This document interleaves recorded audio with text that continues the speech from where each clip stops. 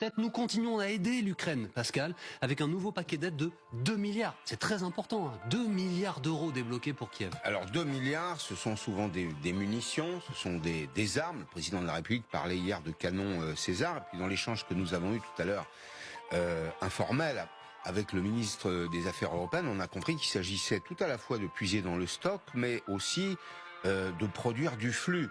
C'est-à-dire que ça va alimenter, si vous voulez, l'industrie de défense française. C'est comme ça que je l'ai compris en tout cas.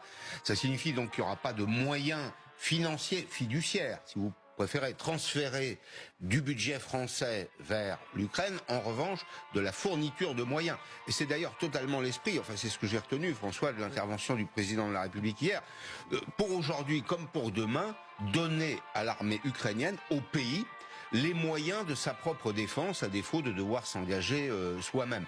Et puis maintenir aussi, il faut en dire un mot, les sanctions russes, les sanctions contre la Russie, qui sont efficaces. Pourquoi ? Parce que la Russie multiplie les initiatives avec la complicité américaine pour les faire lever. Ça signifie donc qu'elles sont douloureuses sur ses exportations d'hydrocarbures, sur la réparation de ses navires en mer, sur les échanges interbancaires notamment.